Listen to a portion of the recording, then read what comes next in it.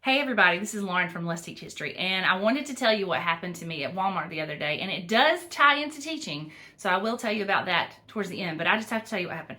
So my husband and I are walking through Walmart, and I see this towel from a distance. Now I'm nearsighted, I think it's nearsighted, whatever, where I can't see super far and I didn't have my glasses on, but I saw this towel, and I looked at it and I was like, are they selling Joseph Stalin beach towels at Walmart? Because that is who I saw from a distance. I saw a bushy mustache. I saw a hairline and it looked like Joseph Stalin. And so the first two things through my head were like, oh my gosh, what does this country come to? That they're selling Joseph Stalin beach towels at Walmart. And then the second thing was, okay, Lauren, you're looking at this from a distance. It's probably not Joseph Stalin. There's got to be some other explanation. So I turned to my husband as we were slowly walking closer, and I said, is that a Joseph Stalin beach towel? And as we got closer, as he was saying, he goes, no, Lauren, that's Ron Swanson. So it was a Ron Swanson towel from Parks and Rec. I watched Parks and Rec. I know who Ron Swanson is. I love Ron Swanson. I know what I'm about. But yeah, so from a distance, Ron Swanson looked like Joseph Stalin. And if you look, the mustache, they both have the bushy mustaches, and the hairline was very similar. So anyway, it was funny. So what does this have to do with teaching? Well, I am always on the lookout for things that make my classroom interesting, things that will start a discussion, things that will make the kids laugh, things that just keep things interesting. And so I'm always looking. Every store I go in, I'm looking for just anything. I mean, the most random things. You'll find the most random things.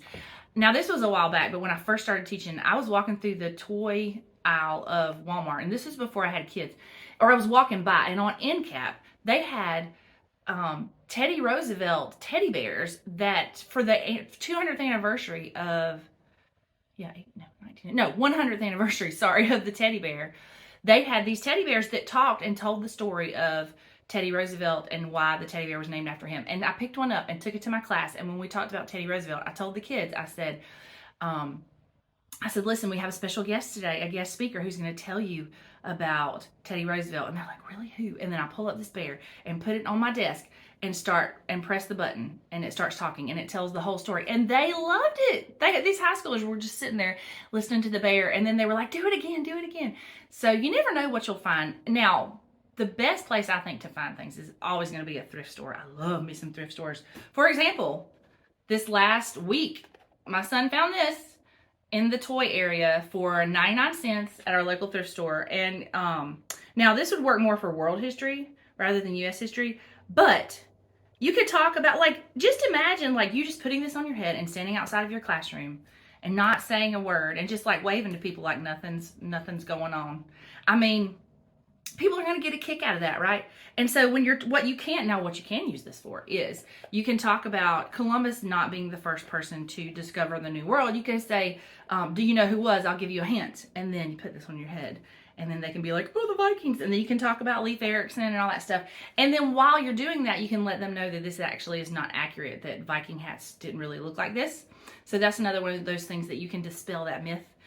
They're really cool looking. You can pull up real Viking helmet pictures online, but this is actually not what they look like. So another thing I found in the thrift store, a safari hat, right? And I mean, going back to Teddy Roosevelt, I love Teddy Roosevelt. He's my favorite president. He liked to go on safaris, so you can talk about Teddy Roosevelt and his safaris.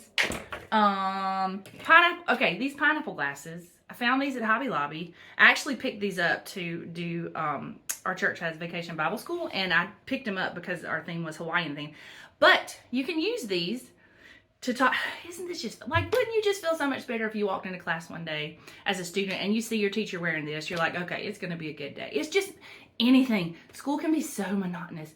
Anything you can do to make things interesting. But you can talk about how the American pineapple exporters in Hawaii encouraged the overthrow of Queen Liliuokalani, I think that's how you say her name, of Hawaii, to make Hawaii part of the United States because of their pineapple exporting business. So see, there's a tie to U.S. history. And this, another awesome find, I got this at thrift store. Once again, it was $2, and it is a mug commemorating, or a stein, I guess it's a stein, commemorating the fall of the Berlin Wall.